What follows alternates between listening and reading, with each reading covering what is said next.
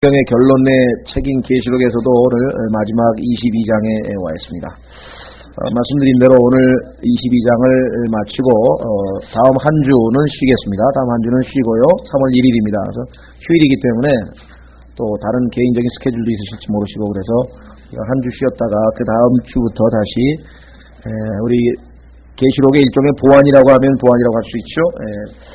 소선지서 중에서 순서대로 호세아서 다음에 우리가 호세아서를 했고요. 그 다음에 요엘서를 했고 그 다음 세 번째 소선지서에 나오는 책이 아모스서입니다. 그래서 저희가 아모스서를 공부하고 신약 중에서 지금 하나를 할지 아니면 주제별로 그 두 번째 시간을 하게 될지 제가 아직 결정을 못했습니다. 좀 더 기도해보고 제가 결정하도록 하겠습니다. 그래서 일단 첫 시간 6시부터 하는 구약 시간에는 소선지서 중에서 아모스서를 공부하도록 그렇게 하겠습니다. 우리는 계시록 22장 오늘 와 있습니다. 지난 시간에 21장서부터 새 예루살렘에 대해서 우리가 자세히 살펴봤습니다. 참으로 우리가 하나님께서 우리의 거처를 마련해 주신 것이고 예수님께서 이 새 예루살렘을 마련하시기 위해서 요한복음 14장에 참 우리의 거처를 우리가 거할 플레이스 장소를 예비해 주시기 위해서 가신다고 말씀을 하셨고 그것이 다 완성이 되면 다시 우리를 데리러 오신다고 약속을 하신 것이 바로 휴거 때 우리를 다시 찾아오시는 것입니다. 그래서 이 새 예루살렘 우리가 거하게 될 이 새 예루살렘에 대해서 지난 시간에 우리가 살펴봤는데 말씀드린 것처럼 새 예루살렘의 외모, 겉모습에 대해서 1절부터 21절까지 보았고 그 다음에 22절부터 27절까지는 내부의 모습을 우리가 살펴봤는데 오늘 살펴볼 것은 그 내부 중에서도 더 안에 그래서 우리가 하나님의 왕좌가 있는 그곳에 22장 1절부터 5절까지 설명이 되어 있습니다. 그래서 22장 1절부터 5절까지가 끝나면 사실 실제적인 의미에서의 계시록의 모든 계시는 끝난 것입니다.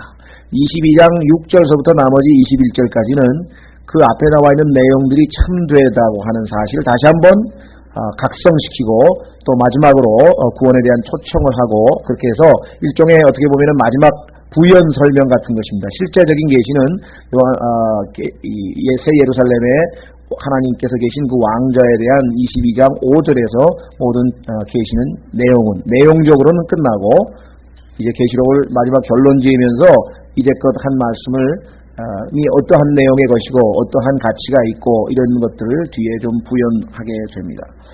자, 그래서 계시록 22장 1절서부터 보겠습니다. 마치 성막이 바깥에 뜰이 있고 그 다음에 성소가 있고 저 안에 지성소가 있는 것처럼 새 예루살렘도 지금 우리가 외부를 한번 먼저 살펴봤고 그래서 거기 보니까 온갖 참 이름도 모르는 그런 보석들이 쭉 열거되어 있는 것을 보았고 투명한 황금길을 우리가 걷게 될 것을 말씀을 했었습니다. 예수님께서 요한복음 13장에서 베드로의 발을 씻기시면서 목욕을 한 자는 이미 깨끗게 되었기 때문에 발만 씻으면 된다고 했을 때 그것은 이 땅이 악한 현 세상이기 때문에 비록 우리가 예수 그리스도의 보배로운 피로 정결케 되었다 할지라도 여전히 이 땅에 살면서 이 세상에 세속적이고 더럽혀진 것들에 의해서 우리가 오염이 되죠. 이 땅에 살면서 여전히 우리는 예수 그리스도의 보배로운 피를 의지해서 우리를 정결케 하는 방법이 있고 하나님의 말씀의 물로 우리를 늘 씻어내고 하는 그런 과정 하에서 우리가 늘 주님 앞에 담대히 나아갈 수 있다 이렇게 얘기를 했습니다. 자, 이제 더 이상 발도 씻을 필요 없는 완전한 투명한 그런 이 발에 더러운 것이 묻을 필요가 없는 그런 투명한 황금 길이 있는 그런 새 예루살렘에 대한 얘기를 지난 시간에 했었습니다. 아마 안 믿는 사람들이 들으면 이게 꿈 같은 얘기고 또 꿈 같은 얘기 정도가 아니라 이게 무슨 허황된 이야기고 이 사람들이 혹시 어떤 이 망상에 사로잡힌 사람이 아닌가 아마 그렇게 생각을 하겠죠. 그렇죠? 이 땅에서 쉐르빌에 살든지 레미안에 살든지 최고급 좋은 아파트에서 그런 데서 살아보려고 지금 발버둥을 치고 있는데 이 사람들은 황금 길이 있는 곳에서 문이 진주문에다가 벽이 다이아몬드를 비롯한 온갖 보석으로 된 데서 산다고 그렇게 허황된 꿈을 꾸고 있으니까 아마 어떻게 보면은 좀 너무 현실과 거리가 멀다 보니까 이게 아마 우리를 아마 좀 돌아버린 사람이 아닌가 그렇게 생각할지도 모르겠습니다. 요즘에 뭡니까, 이 고급 아파트의 그 고급화, 아주 극도로 사치화가 막 진행이 된다지 않습니까? 그냥 뭐, 뭐랍니까, 이 아파트 분양을 해도 들어가기 전에 다시 재수리를 한다 그러잖아요, 부자들은. 그러면 거기 막 이태리째 막 저 대리석으로 싹 갈아가지고 그냥 목욕탕만 새로 하는데 뭐 5천만 원.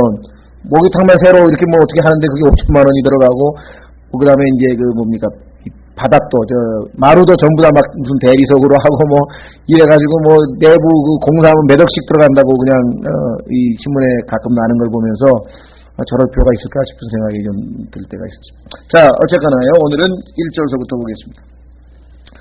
자, 22장 1절, 또 그가 하나님과 어린 양의 왕좌로부터 흘러나오는 수정같이 맑은 생명수의 정결한 강을 내게 보여주니라.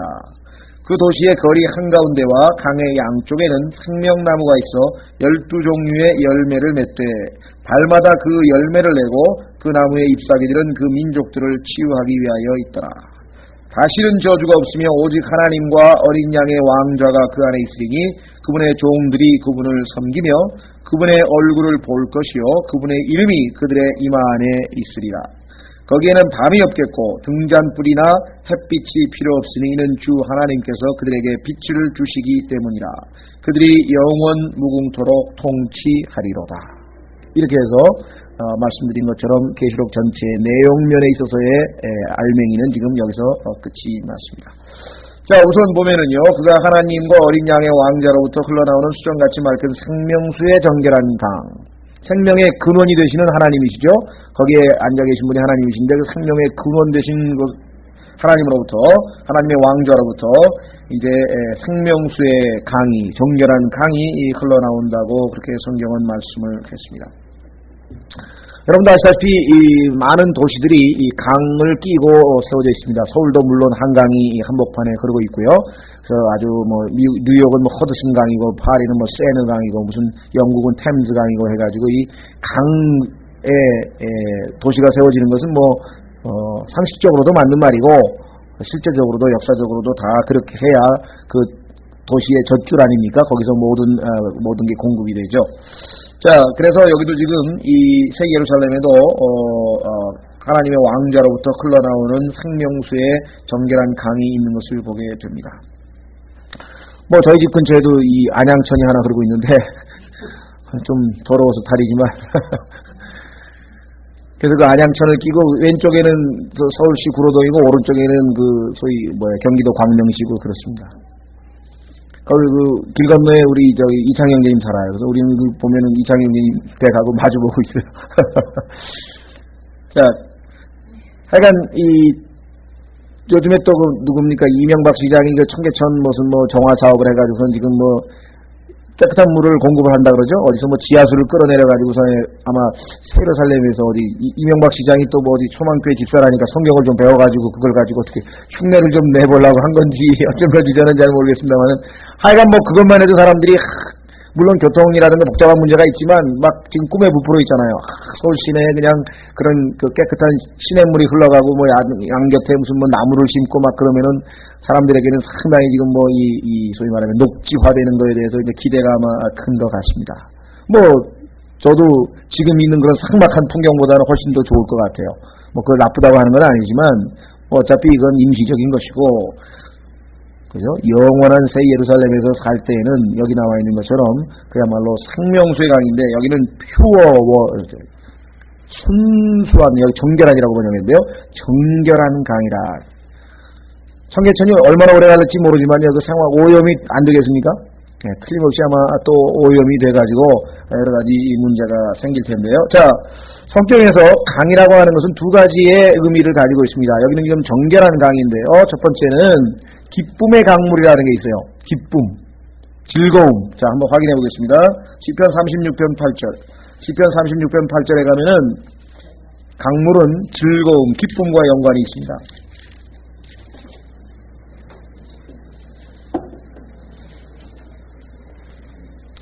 시편 36편 8절에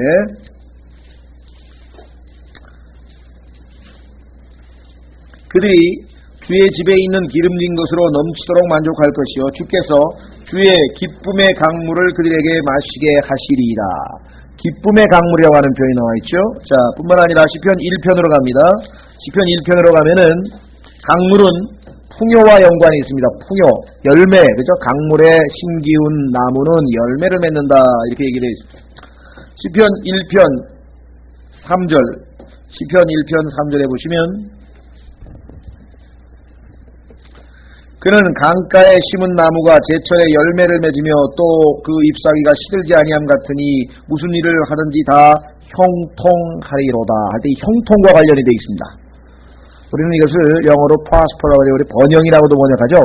결국에 번영과 무궁한 발전을 위하여 할 때 그 번영이라고 하는 단어가 이 prosperity라는 단어인데, 그래서 pleasure, 아까 얘기했던 거죠. 기쁨이라고 번역했는데요. 즐거움, 쾌락, 그렇게 번역할 수 있는 단어입니다. 자, 이 즐거움과 기쁨과 또는 번영, 형통, 이것은 사실 좋은 거죠. 그렇죠? 좋은 겁니다. 인간이 가장 추구하고 있는 것, 그 두 가지입니다. 그래서 이 두 가지가 있으면 행복하다 그러잖아요, 사람들이. 그렇죠? 형통하고, 번영하고, 그 다음에 기쁘고 즐거우면 그게 행복이죠. 그래서 사탄은 이 두 가지로 하여금 사람들에게 미끼를 던집니다. 그런데 문제는 뭐냐면 하나님께서 금지한 방식으로 이것을 쟁취하도록 만드는 거예요. 이 기쁨과 이 형통함을 얻는 것은 하나님의 방식에 의해서 하나님이 제공해 주시는 선물로 축복으로 주어질 때에는 우리에게 참 기쁨이 되지만 마귀가 유혹을 해서 하나님의 방식이 아닌 다른 방식으로 만약에 이것을 획득했을 때에는 그것은 욕심에 이끌려서 결국은 죄악이 되고 만다는 것입니다. 그렇죠? 그래서 항상 좋은 것을 나쁜 방법으로 얻고자 하는 것, 그것이 이제 죄입니다. 죄가 나쁜 것을 얻고자 하는 것이 아니에요. 돈을 훔치려고 하니 돈 좋은 거잖아요. 그렇죠? 명예도 좋은 거잖아요. 그런데 그것을 나쁜 방법으로 가짜 박사학위를 받아가지고 명예를 뒤높인다 그러면 그건 벌써 방법이 틀린 거죠. 열심히 노력했다면 그건 또 달라지는 얘기죠. 따라서 궁극적으로 인간은 이 하나님이 제공하시고자 하는 기쁨과 형통이라고 하는 것이 하나님의 선물로 주어지지 아니하고 인간의 노력에 의해서 또는 여러 가지 잘못된 수단 방법을 동원할 때에는 문제가 된다는 사실을 역사가 우리에게 증명을 해줍니다. 여기 정결하다고 하는 말이 나와 있는데요. 순수하다, 정결하다, 영어의 pure, 그죠? 우리가 순수하다, 정결하다. 이 타락한 인간들은 여러 가지 습성이 있는데 그 중에 하나는 뭐냐면 순결하고 그 다음에 순수한 것을 더럽히는, 타락시켜버리는, 왜곡시키는 그러한 것이 있습니다.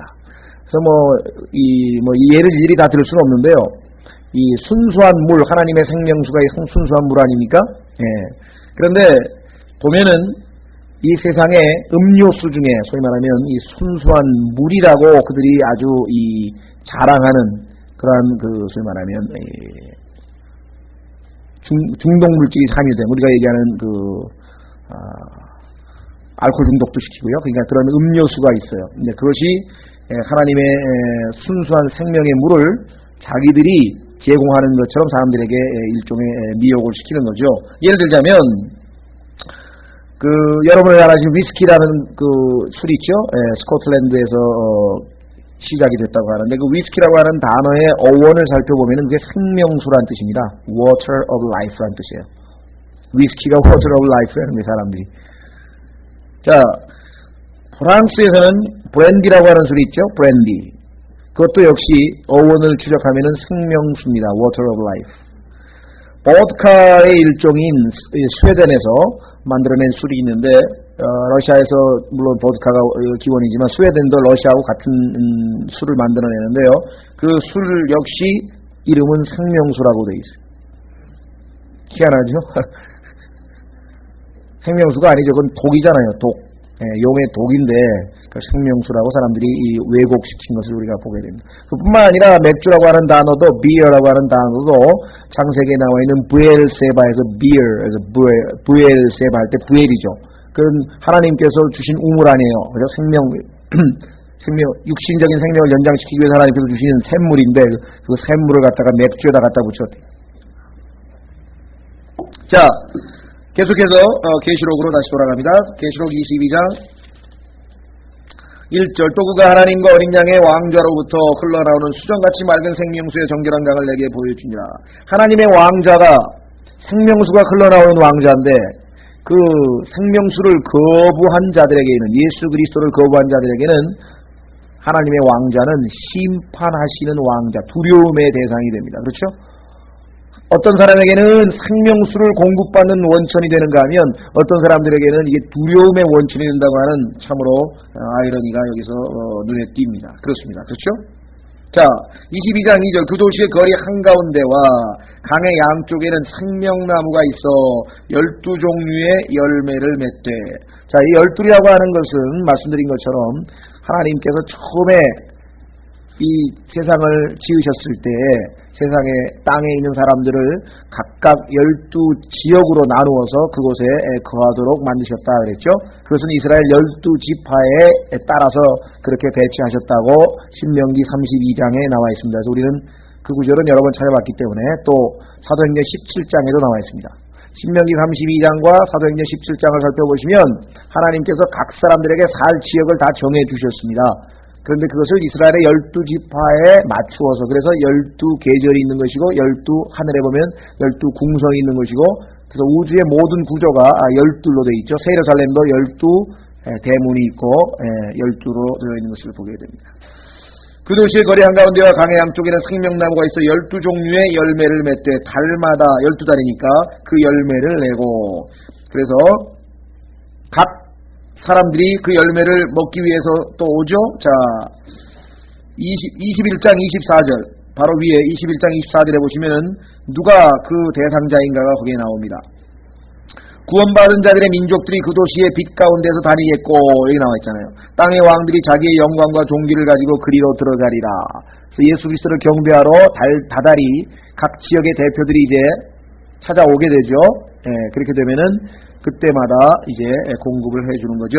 자, 26절에도 있네요. 21장 26절에 사람들이 그 민족들의 영광과 종기를 가지고 그리로 들어가겠고. 그래서 매달 해당되는 권역의 왕들이나 또 대표자들이 예수 그리스도께 아련하러 오게 되는 모습을 여기서 보게 됩니다. 자, 그뿐만 아니라 여기 보니까 그 나무의 잎사귀들은 그 민족들을 치유하기 위하여 있더라 이렇게 나와 있습니다. 그렇죠? 뭐 오늘날에도 우리가 상당수의 그 치료제를 나무 잎사귀에서 얻습니다. 그렇죠? 모르겠어요. 동충하초라는 건 뭡니까? 저는 뭐 이름만 들어봤지 그것도 좀 그런 걸 뭐에서 만드는 건가요? 그건? 누에 고치에서 만드는 건가요? 전 아직도 잘 모르겠네요. 하여간 뭐 혈압이 아니고 뭐라 그러지? 이 혈액순환 뭐 하는데 뭐 은행나무 잎으로 뭐 만드는 뭐 있잖아요. 그러니까 그것도 뭐 약간 은행나무 잎에서 무슨 뭐 성분을 따다가 하고요. 그다음에 아편 같은 경우도 다 식물에 저기서 하죠. 아편 자체가 우리가 생각할 때는 이 나쁜 거죠. 인간이 잘못된 방법으로 복용하면. 그러나 그것은 인간에게 많은 유익을 끼치는 실제적으로는 우리가 마취제로도 사용할 수도 있고요. 진통제로 사용할 수 있고, 그러나 그것을 과용을 해가지고 완전히 중독이 되면 그야말로 그건 이제 이 나쁜 물질이 되는 거죠. 자, 어쨌거나 오늘날에도 보면 우리가 이 잎사귀가 사람의 치유에 쓰인다고 하는 사실은 성경적일 뿐만 아니라 실제 우리의 삶에 있어서도 정확하게 맞아떨어집니다. 아마 이때에도 주님께서 그 민족들의 치유, 이때 치유라고 하는 것은 모르겠어요. 그들이 어떤 질병이 있는 것은 아닌데 아마 이 쇠약, 우리가 얘기하는 그 쇠약해진다 그러죠. 나이가 들면은 병이 약해지는, 그렇죠? 그것과 아마 연관이 있는 것 같습니다. 그래서 거듭난 우리야 그럴 걱정이 하나도 없겠지만 그렇지 아니하고 영혼에 들어와 있는 사람들의 경우에는 아마 이와 같은 치유가 필요하다고 성경은 말씀을 합니다. 자, 22장 3절에 다시는 저주가 없으며, 성경은 창세기 시작하면서부터 3장에서 벌써 저주가 등장합니다. 오늘날 우리가 살고 있는 이 세상이 어찌해서 이렇게 참 모든 이 슬픔과 고단과 고통과 괴로움과 싸움과 가난과, 하여간 새 정부가 들어서면서 해결해야 될 게 몇 개가 있는지 모르지만 그대로 과거 정부가 해결하지 못한 거 그대로일 것이고, 앞으로도 인간 정부가 들어서 봐야 약간의 개선이 있을지는 모르지만 완전한 해결이라고 하는 것은 요원하다고 이미 말씀을 드렸습니다. 왜냐하면 이 저주를 아무도 풀 수 있는 분이 없어요. 예수 그리스도께서 십자가에서 저주를 지고 가셨기 때문에 그 예수 그리스도께서 오셔서 이 땅의 주인이 되실 때에만 비로소 이제 이 땅은 그 저주로부터 풀려나게 될 것을 성경은 우리에게 말해요. 그래서 로마서 8장에 보면은 이 모든 피조물도 신음하고 있고 인간도 동물도 식물도 심지어는 주변에 있는 환경 땅이라든가 강이라든가 바다라든가 산이라든가 다 오염돼서 신음하고 있다고 했고 심지어는 구원받아서 성령의 첫 열매인 우리까지도 신음하면서 주님의 오심을 기다리고 있다라고 성경은 얘기를 했습니다. 그런데 그 저주가 결국은 예수 그리스도로 말미암아 완전히 예수님이 지고 가셨다고 성경이 말씀하셨죠. 자, 그래서 여기 보시면 다시는 저주가 없으며 에덴 동산에서 시작되었던 그 저주가 이제 완전히 영원히 사라져 버리는 그러한 축복을 우리가 여기서 보게 됩니다. 그렇죠?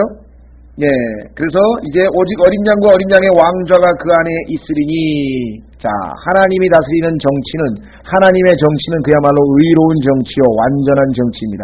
편협도 없고, 사적인 어떤 그런 편협하는 것도 없고, 편애하시는 것도 없고, 그래서 그죠? 의로운 정치, 올바른 정치가 이제 실시될 것을 성경에서 말씀하고 있습니다. 하나님께서 임재하시고 그분께서 직접 통치함으로 이제 그분의 종들이 그분을 섬기며라고 얘기를 했습니다. 자, 그래서 어린 양과 하나님과 어린 양의 왕자가 그 안에 있으니 그분의 종들이 그분을 섬기며 이렇게 지금 나와 있습니다. 자, 실제적으로 하나님만 경배하라고 했던 그 예수 그리스도의 예언이 그대로 성취되는 것인데 한번 확인해 보겠습니다. 마태복음 4장 10절에 보면은 마태복음 4장 10절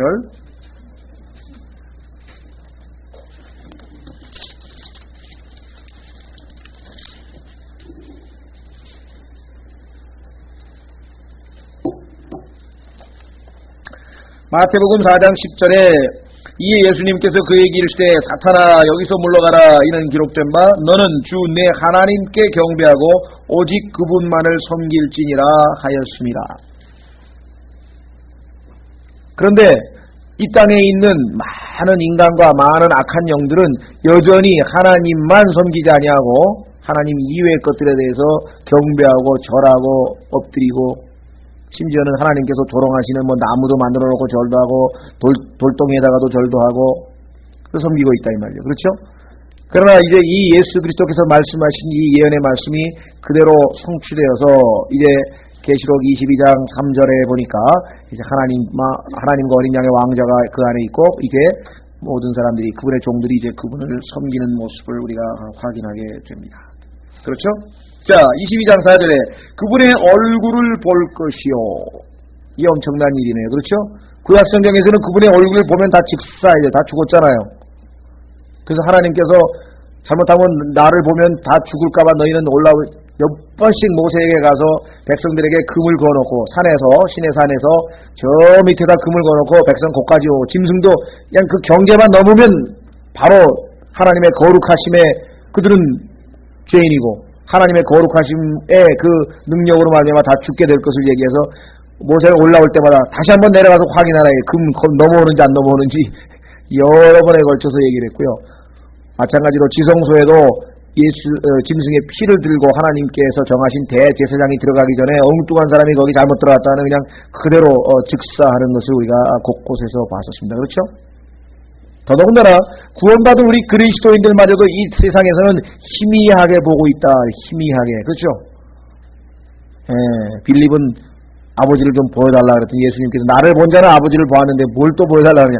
하나님은 볼 수가 없는 분이라고 써 있습니다. 한번 확인해 보겠습니다. 그런데 볼 수가 있게 됐어요. 이게 엄청난 일이죠. 자, 디모데전서 6장에 보면은 하나님은 본 자도 없고 볼 수도 없고 아무도 볼 수가 왜? 그분은 너무나 거룩하시기 때문에. 그러나 모든 악이 모든 더러움이 일시에 완전히 제거된 상태에서 이제 우리는 하나님을 얼굴과 얼굴을 맞대어 볼 것이요. 여러분들 기억나세요? 고린도전서 13장에서 바울이 지금 우리가 희미하게 보지만 그때 가면은 얼굴과 얼굴을 맞대어 볼 것이라고 얘기했던 그 놀라운 일이 이제 벌어지게 될 것이다.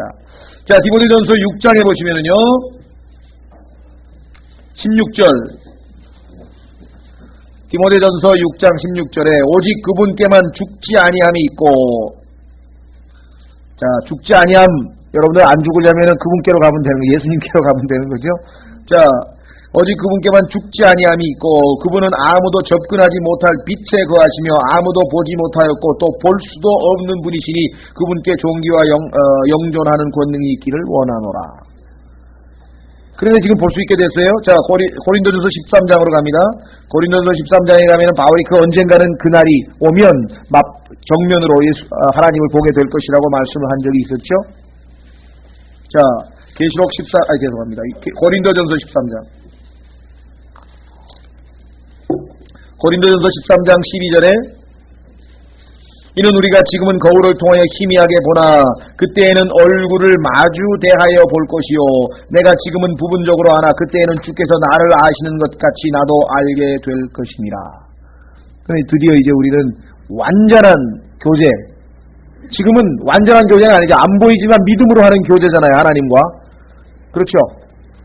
여러분들 전화되고 전화통에다가 하는 교제하고 요즘은 무슨 화상전화가 있다지만 하여간 그 화상전화도 그렇죠. 이미지로 보는 거하고 직접 가서 얼굴 보고 대화하는 거하고 틀리죠. 그래서 저는 이메일로 무슨 질문해오면은요, 아주 간단하게 무슨 책에 있으니까 열심히 공부해 보십시오. 이러고 그냥 짧게 써가지고 설명도 안 돼요. 그래서 아니면 직접 찾아오시면 제가 성경을 피면서 얼굴을 보면서 교제하면서 설명을 해드리죠. 그래야 좀 악명이 높은 것 같아요. 말씀 진리침례교회 사역자는 게을러가지고 이메일로 몇 번을 질문해도 답도 안 보내준다 그랬는데 그걸 쓰자면요, 그것만 하고 있어도 아무것도 못하게.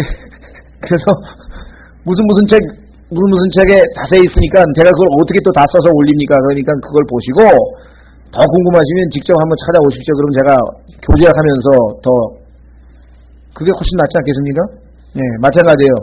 하나님도 우리가 지금 물론 보이지 않는 가운데 교제하지만 그날 가서 직접 얼굴을 뵈면은 그야말로 얼마나 놀라운 축복이겠습니까? 그것이 바로 계시록 22장 4절에 나왔죠. 그분의 얼굴을 볼 것이요 그분의 이름이 그들의 이마 안에 있으리라. 그분의 이름만, 그분의 얼굴만 뵙는 게 아니라 이제 우리가 누구인지 신분도 확실해요. 신원 확인을 할 필요가 없어. 저 사람 아직 구원 못 받은 사람 아니야 혹시? 저 말로만 저거 프로페싱 크리스천 아니야 저거? 이거가 지금도 그잖아요. 우리는 지금 분명히 구원 받았다 그러는데 아닌 것 같은데 막 이거가 혼동이 되는데 그때라면 벌써 여기 구원 받은 사람이 다 이름이 딱 찍혀있는데, 예? 이마에 다 이름이 있어가지고 그때 가서는 의심할 것도 필요 없고요. 완전한 신분 확인, 아이덴티티가 완전히 100%. 자, 그래서 우리는 아주 놀라운 축복들이 여기 나와 있는데요. 자, 한번 정리를 해보겠습니다. 5가지 예언이 나와 있네요. 3절에 첫 번째, 더 이상 저주가 없을 거다 그랬죠. 미래로 되어 있습니다. 하나님이 주시는 마지막 위대한 약속, 더 이상 저주가 없을 것이다. 자, 그래서 완전한 죄 없이, 죄가 하나도 없는 것, 그 다음에 완전한 거룩함이 있는 곳에서 우리는 살게 될 것이다.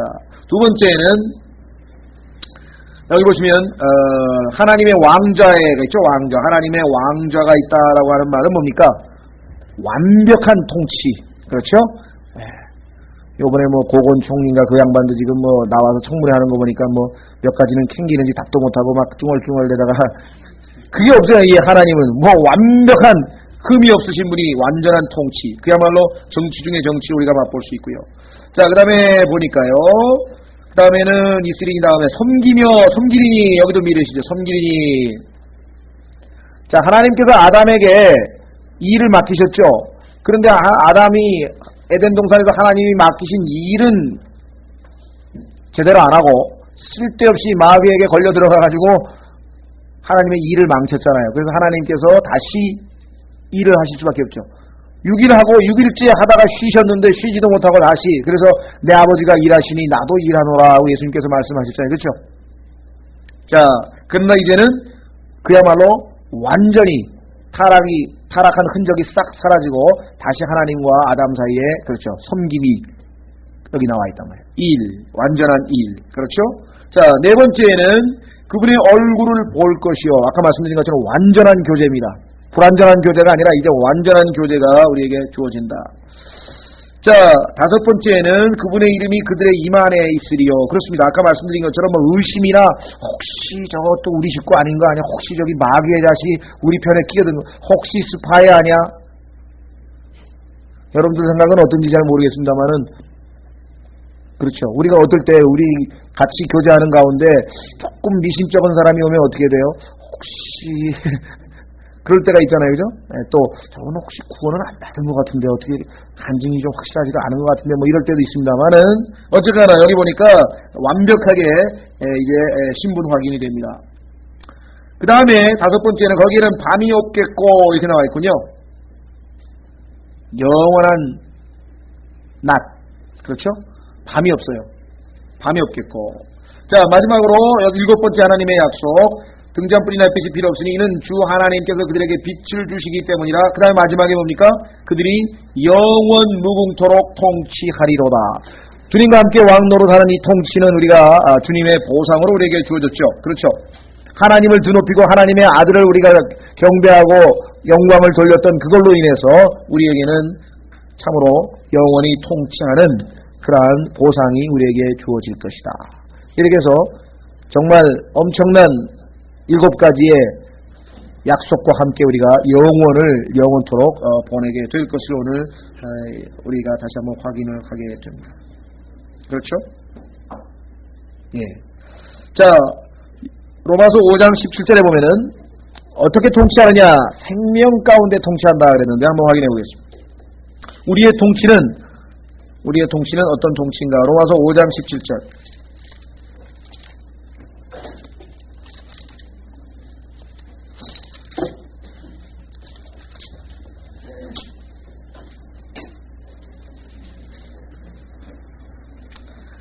로마서 5장 17절 이는 한 사람의 범죄로 말미암아 사망이 그 한 사람을 통하여 굴림하였은즉. 이때 이 굴림이라고 하는 단어가 여러분들 통치한다고 하는 단어하고 같은 말입니다. 그렇죠? 굴림한다는 얘기가 위에서 다스린다는 얘기 아니겠습니까? 굴림하였은즉 은혜와 의의 선물을 넘치게 받은 자들은 한 사람 예수 그리스도를 통하여 더욱더 그 다음에 뭡니까? 생명 안에서 아까 생명수의 강 보셨죠? 생명 안에서 굴림이란 말이 통치란 말하고 똑같아요. 아직은 우리 성경이 지금 이런 그 용어 통일 우리가 콘코던스 작업이 좀 완전히 덜 돼 있어서 영어로는 똑같은 단어인데 우리말로는 때로는 굴림, 때로는 통치, 때로는 다스림 이렇게 돼 있습니다. 자, 그래서 우리가 참 하나님께서 주신 이 영어 성경이 있기 때문에 영어로 단어와 단어를 딱딱 맞춰보면은 정확하게 성경을 알 수가 있습니다. 이것은 한글 성경의 문제뿐만 아닙니다. 독일어도 마찬가지예요. 영어로는 한 단어로 돼 있는데 독일어는 여러 단어로 할 수밖에 없는 경우가 있을 수 있고 스페인어도 마찬가지고. 그러니까 하나님께서 영어를 인류의 이 마지막 시대까지 하나님이 쓰시는 하나님의 언어로 그 택하신 그 섭리적인 손길을 우리가 인정해야 된다. 늘 말씀드렸습니다만은 이 땅에서 우리가 제일 중요한 것 중에 하나가 우리가 어디에 살고 있는지 위치 아닙니까? 그렇죠? 그러면 배 타고 가다가 조난당하면 어디에 있다고 알려줘야 동경맷도 서경맷도라고 알려줘야 구조를 해줄 거 아니겠어요? 위치. 그렇죠. 그 다음에 우리의 삶에 있어서의 온도. 그 다음에 시간. 그러면 위치, 온도, 시간. 이것이 절대적인 기준은 어디입니까? 영국이죠. 영국의 그린위치 천문대에서 그 표준시가 거기에 있잖아요. 그래서 지금 여러분하고 저하고 시계가 닥칠 거 아니에요. 제 시계는 한 6분 빨리 가거든요. 그럼 각자 시계 닥칠 때 정확한 시간을 알려면 우리가 그린위치 천문대를 기준으로 삼잖아요. 그렇다고 해서 그러면 한국에서 내가 사용하는 내 시간이 그럼 뭐 유용하지 않냐? 아니죠. 웬만큼 시간 맞으니까 언제든지 이거 가지고 쓰다가 정말 이제 아주 막 1초라도 안 틀리고 0.01초라도 안 틀리면 이제 그린위치 천문대에다가 문제를 해야 되는 거죠. 그렇죠? 위치도 마찬가지고 온도도 마찬가지고. 생활의 모든 기준점을 하나님께서 영국으로 삼으신 것은 우리에게 뭘 보여주시는 거예요? 하나님께서 성경도 영어 성경을 전 세계에서 기준점으로 삼으시겠다고 하는 의도를 우리가 쉽게 읽을 수 있는 것을 우리가 보게 됩니다. 하나님의 역사가 아니면 뭐 영어가 뭐 어쩌다고 전 세계적으로 어디 가서나 다 통하는 언어가 됐겠어요? 그렇죠. 지금 전 세계적으로 영어로 해서 어디 가서나 다 통하게 만들어 놓은 건 누가 역사하신 거예요?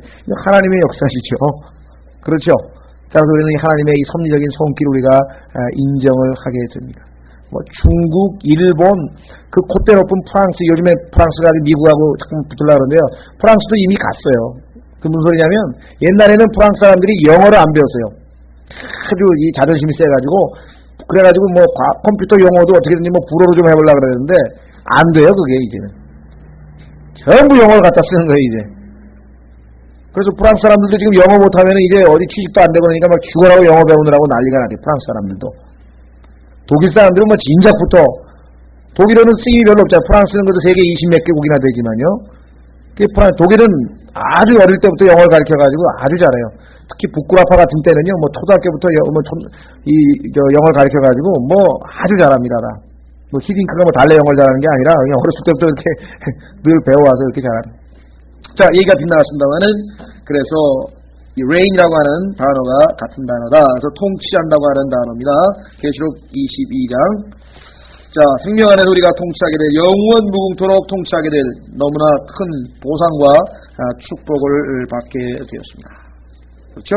자, 그러면은 6절로 갑니다.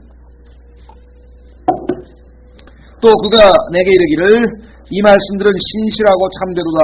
주 곧 거룩한 대언자들의 하나님께서 자신의 종들에게 반드시 속히 이루어질 것들을 보이시려고 자신의 천사를 보내셨도다. 가만히 있어봐. 이게 어디서 본 내 얘기네. 이거 비슷한 얘기가 어디 앞에서 나왔었죠? 기억나세요? 이거 비슷한 얘기가 어디 나왔었는데.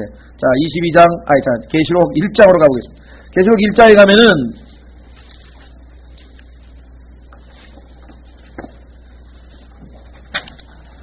계시록 1장.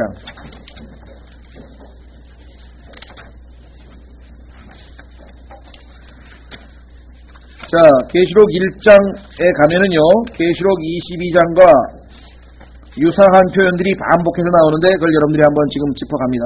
한번 보십시오. 계시록 1장에 보시면은 뭐라고 되어 있습니까? 맨 처음에 예수 그리스도의 계시라 이 계시는 하나님께서 그분께 주사 반드시 속히 일어나야 할 것들을 자신의 종들에게 보이신 것이요. 또 그분께서는 자신의 천사를 보내어 자신의 종 요한에게 이것을 표적으로 보여주셨으니. 자, 여기에 보면은 반드시 속히 일어나야 할 것들이란 표현이 있죠. 예, 계시록 22장 6절에 똑같은 표현이 나왔었죠. 자, 다시 1절에 천사를 보냈다 그랬는데 계시록 22장 6절에 또 천사 보냈다는 말씀 나왔죠. 그렇죠. 그의 종들에게 보내셨다 그랬죠. 똑같이 계시록 22장 6절에도 종들에게 보냈다 그랬죠. 그렇죠. 예, 그 다음에 계시록 1장 3절에 보시면 이 대언의 말씀들을 읽는 자와 라고 할 때 대언의 말씀이라고 하는 말이 나와 있죠. This prophecy라는데요. 우리가 예언이라고 조금 더 좁혀서 번역하면 어떨까 그런 얘기를 많이 했습니다만 여기서 그 논쟁은 이미 그만하고요. 약간 대언의 말씀인데 계시록 22장 7절에 보니까 역시 이 책이 뭐예요? 대언의 책이라 그랬죠. 자, 계시록 1장 7절에 뭐라고 했습니까? 볼지어다 그렇게 나오죠. 볼지어다 그분께서 그분들과 함께 오시나니. 그러니까 볼지어다 그분께서 오시나니 이렇게 되어 있는데 계시록 22장 11절에는 뭐라고 되어 있습니까? 7절에는 내가 반드시 속히 오리니 그렇게 되어 있죠. 자, 계시록 다시 1장 11절에 보시면 이르시되 나는 알파와 오메가요 그랬죠. 계시록 22장 13절에 역시 똑같이 알파와 오메가요 그랬죠. 자, 1장 17절에 보시면 요한이 발 앞에 쓰러져 죽은 자 같이 되니 그랬죠. 발 앞에 쓰러져 죽은 자 같이 되니. 그런데 22장 8절에 보면은 이번엔 어떻게 됐습니까?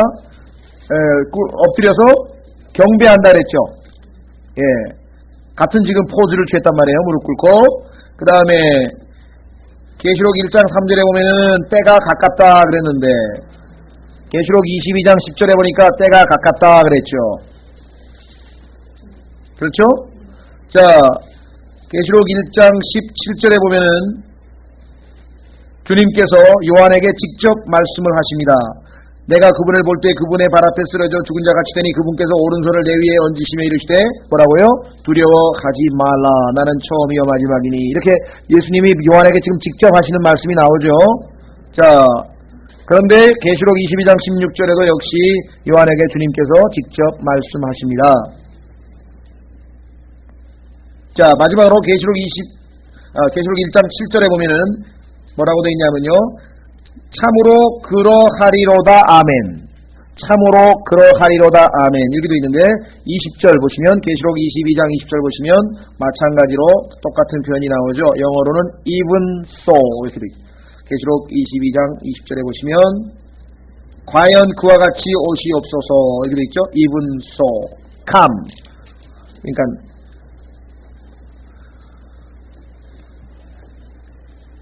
자, 놀라운 사실은 이와 같이 성경은 마치 끝이 없는 원이 계속해서 돌듯이 계시록 22장으로 갔는데 다시 보니까 1장으로 지금 되돌아가고 있는 모습을 보죠.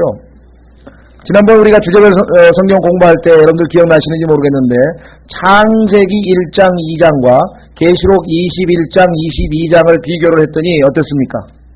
예. 똑같은 요소들이 반복해서 나오는 것을 아예 도표로 제가 만들어서 드렸는데 기억나는지 모르겠어요. 창세기와 계시록에 비교해가지고 프린트물을 제가 주제별 성경 공부할 때 나눠드린 적이 있습니다. 그걸 보시면은 창세기 1, 2장에는 하늘과 땅의 창조가 나오고 계시록 21장 22절에는 새하늘과 새 땅의 창조가 나오고 창세기 1장에는 첫째 아담이 지구를 다스리는 왕으로 그렇죠? 만물의 영장으로 창조됐고 계시록 21장 5절에는 누가 다스립니까? 마지막 아담이 다스리고 뭐 등등등등 해가지고 유사점이 뭐 한 30여 개 도표를 만들어서 드렸으니까 집에 가서 한번 다시 살펴보시면 이게 계시록에서 끝나는 게 아니구나. 이게 창세기 1장으로 되돌아갔어요. 그렇죠? 그래서 이게 영원이라고 하는 말이 실감이 나잖아요. 그렇죠? 자, 그래서 우리는 계시록 22장과 1장과의 유사점을 좀 몇 가지 살펴보았습니다. 자, 22장 6절로 가겠습니다. 또 그가 내게 이르기를 이 말씀들은 신실하고 참되도다. 자, 신실하고 참되신 분은 예수님이셨죠. 계시록 1장 5절 보겠습니다. 그러니까 예수님과 하나님의 말씀과는 속성이 똑같다 그랬죠. 그것도 여러분들 혹시 가지고 계신 분들은 제가 하나님의 말씀의 속성과 예수 그리스도의 속성에 대해서 한 30여 개 비교를 해서 똑같게 영원하시고 생명이 있으시고 그래서 예수님은 육신으로 나타나신 말씀이요 성경은 기록이 되어진 말씀이잖아요. 똑같이 말씀이잖아요. 성경과 예수님은 똑같이 말씀이라고 이름이 붙어있잖아요. 예수님은 대문자 말씀이고 성경은 소문자 말씀이고 그렇게 있죠. 그렇죠? The Word of God. 예수님은 Word가 대문자로 되어 있고 육신으로 나타나신 분이니까. 자, 마찬가지 여기도 지금 1장 5절에 보면 신실한 증인이시요 여기 나오죠. 예수님께서 신실한 증인이시오. 그래서 신실한 증인이라고 하는 예수님에 대한 언급이 1장 5절에 나오는데 여기 보니까 또 신실한 말씀이 또 나와 있네요. 계시록 22장 6절. 왜 성경의 마지막 중에서도 마지막 계시록 22장 6절서부터 21절까지 그야말로 마지막 권면의 그 순간에 다시 한번 하나님의 말씀에 대한 강조가 나오고 있습니까? 창세기 3장에서 인간이 타락하게 되는데 그 타락의 시작이 뭐였어요? 하나님의 말씀에 대한 의심을 마귀가 던졌는데 그 하나님의 말씀에 대한 의심에 걸려들어서 결국은 이브도 역시 하나님의 말씀을 빼고 더하고 고치고 그로 말미암아 인간에게는 타락과 저주가 시작이 됐잖아요. 성경을 마무리하는 이 시점에 있어서 하나님의 말씀은 믿을만하다. 인간이 고치거나 빼거나 더하거나 믿을만 한데 그것을 의심한 마귀에게 말려들어서 모든 인간의 비극이 시작됐다는 것을 여기서 우리가 다시 한번 확인을 하게 됩니다. 그렇죠? 예. 그래서 여기 나와 있는 것처럼 예수 그리스도를 믿는 사람은 당연히 하나님의 말씀을 믿는 겁니다. 하나님의 말씀을 믿는 사람은 예수 그리스도를 믿는 것입니다. 두 개를 분리해서 얘기할 수 없어요. 자, 그래서 예수 그리스도를 믿는다고 하면서 나는 성경에 좀 오류가 있다고 생각하는데 그런 사람은 좀 이상한 사람이죠. 두 가지를 달리 분리해서 생각할 수 없다는 얘기입니다. 거기에 6절 이르기를 이 말씀들은 신실하고 참되도다 이렇게 나와 있죠. 신실하고 참되도다. 자, 그래서요, 이 계시록 22장 나머지 6절서부터 21절까지의 구조를 먼저 좀 살펴보려고 합니다. 6절서부터 10절까지는 하나님의 말씀에 대한 얘기예요. 그 다음에 11절서부터 16절까지는 예수 그리스도의 십자가에서 완성하신 사역을 받아들인 자와 받아들이지 않는 자의 운명에 대해서 나와 있어요. 17절부터 마지막까지는 성령께서 마지막으로 초청하고 있습니다. 성령의 마지막 증거. 너무나 놀랍지 않습니까? 성경의 마지막을 장식하는데 하나님 말씀과 예수 그리스도의 완성하신 사역과 성령의 증거가 마지막 세 부분을 장식하고 있다는 것이에요. 얼마만큼 치밀하게 성경이 기록되어 있는가. 성경의 마지막을 장식하는 멋진 피날레가 아니겠어요? 그렇죠? 하나님의 말씀과 예수 그리스도의 완성하신 사역과 성령의 증거가 마지막에, 그야말로 마지막에 언급이 되면서 이제 성경이 끝나는데 21절도 보시면은요, 기가 막힌 말씀으로 끝나죠. 은혜와 아멘으로 끝나죠. 은혜와 아멘으로 끝나죠. 자, 나중에 한번 우리가, 자, 둘째 시간에 좀 계속해서 더 살펴보시고요. 그러면 22장 6절서부터 구체적으로 좀 살펴보려고 합니다. 22절 몇 절입니까? 6절서부터죠. 자, 또 그가 내게 이르기를 이 말씀들은 신실하고 참되도다. 주 곧 거룩한 대언자들의 하나님께서 자신의 종들에게 반드시 속히 이루어질 것들을 보이시려고 자신의 천사를 보내셨도다. 그러니까 이 계시록 전체의 내용을 다시 한번 언급한 거죠.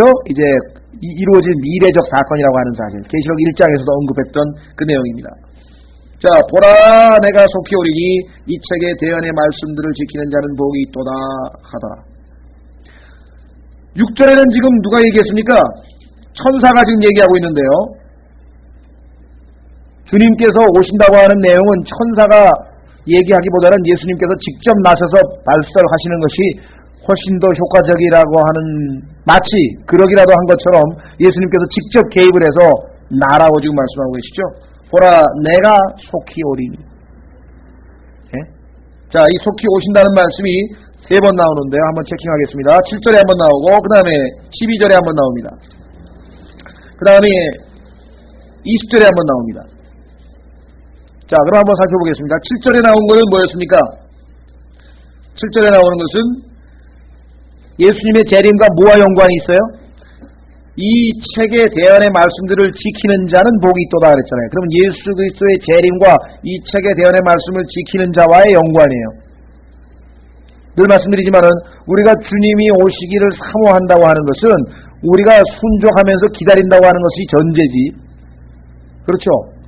그렇지 않은 차원에서 우리가 주님의 오심을 사모한다고 하는 것은 사실은 맞지 않다. 말이 안 맞는다 이 말이에요. 오히려 내가 지금 준비를 안 하고 느슨하고 주님이 오시면 꾸중만 들을 일만 있다면 오시는 게 오히려 거북살스럽겠죠. 그렇지 않겠어요? 그러니까 바울은 디모데후서 4장 8절에서 주님의 오심을 사모하는 모든 자들에게 의의 왕관을 의로우신 재판장께서 주신다고 했을 때에는 자기처럼 사는 사람에 대한 얘기를 하는 거예요.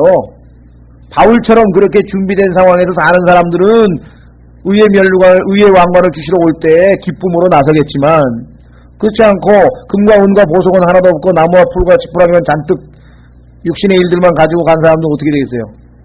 그 앞에서 그 일들이 다 불타버리니 그들은 구원을 받되 불 가운데에서 구원을 받는 자 같으리라. 수치를 당하잖아요. 그렇죠?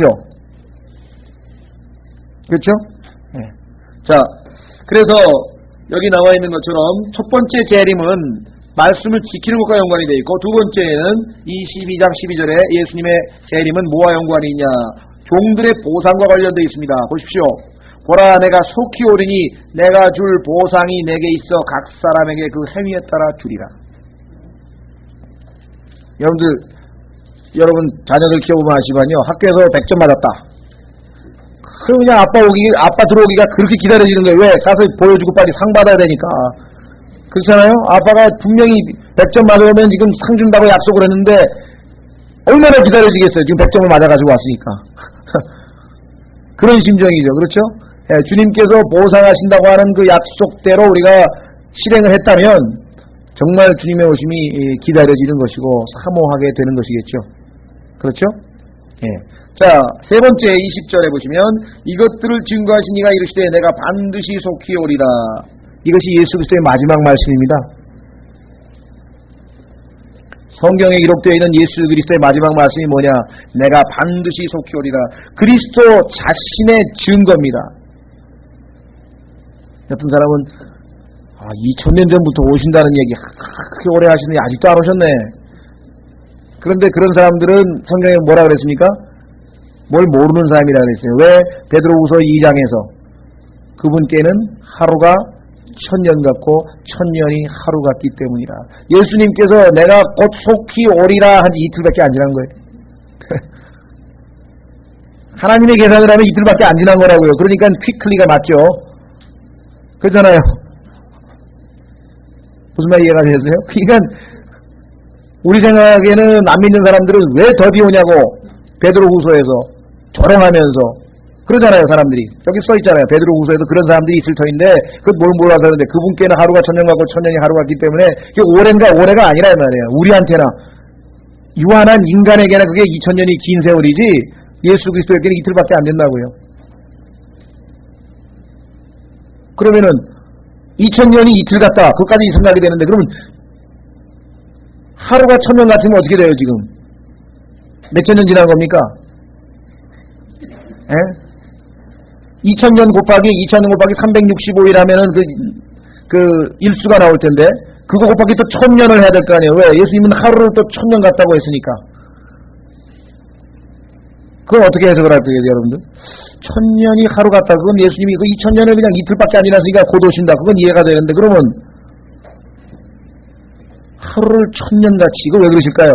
그건 누구 편에서 보면 그래요? 인간 편에서 보면 그래요? 모르겠어요. 예수님 편에서 보셔도 그럴 것 같아요. 제가 약간 예수님 쪽에서 좀 생각을 해봤는데 예수님께서 신랑인데 신랑이 신부가 보고 싶어요. 신부가 신랑이 보고 싶어요. 그 뻔한 얘기 아니에요. 신랑이 신부가 보고 싶은 거 아니겠어요? 그러시죠? 예수 그리스도께서 우리를 데리러 보러 오고 싶으신데 얼마만큼 정말 잘 빚어져서 영적인 집으로 그리스도의 형상대로 모습이 잘 빚어졌는지 그 신부를 맞이하러 오고 싶으셔서 지금 오시려고 하는데 그 기다림이 얼마나 지루했으면 하루가 1000년이 같으시겠느냐. 누가 그렇게 얘기를 해요. 그런 면에서 봤을 때 좀 이해가 되는 것 같아요. 물론 영적인 저격입니다만은. 그래서 어쨌거나 우리는 주님의 오심이 더디다고 생각하는 그런 어리석은 생각을 버려야 됩니다. 말씀에 따라서 우리는 주님께서 곧 오신다. 그래서 세 번에 걸쳐서 계시록 마지막에 주님께서 오신다, 곧 오신다라고 하는 말씀이 기록되어 있다는 사실 우리가 기억을 좀 해 두시고요. 자, 그래서 22장 7절에 보라 내가 속히 오리니 이 책에 대한 말씀들을 지키는 자는 복이 있도다 하더라. 이것들을 보고 들은 자는 나 요한이니. 8절 내가 듣고 본 뒤에 이것들을 보여주던 천사의 발 앞에 경배하려고 엎드렸더니. 자, 여기에 요한의 인간적인 모습이 나와 있습니다. 분명히 요한은 천사에게 경배하지 말라라고 하는 사실을 알고 있었어요. 자, 우선 골로새서 2장 18절에 보시면 성경에도 써 있었고요. 골로새서 2장 18절.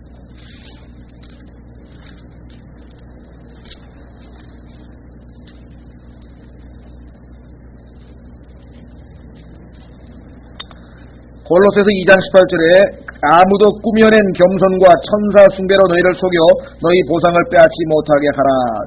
이 천사 숭배가 잘못됐다고 하는 것을 하나님 말씀 통해서 우리는 잘 알고 있습니다.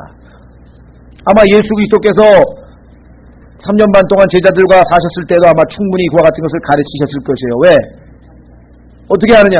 분명히 바울에게 하나님께서는 모든 것들 생각나게 하셔서 성령께서 생각나게 하셔서 기록하게 하시겠다 그랬어요. 그렇죠? 지금은 다 알 수 없지만 나중에 미래에 되어질 일들과 하나님이 하신 말씀 중에서 사도 4명의 사도가 기록하지 않은 내용들 중에 이 서신서를 비롯한 이런 책들에 기록되어 있는 내용들이 있습니다. 요한은 알고 있었을 것이에요. 더더군다나 19장 10절에 보시면 이미 한번 천사들에게 경배하지 말라고 또 한 번 충고를 받았었죠. 19장 10절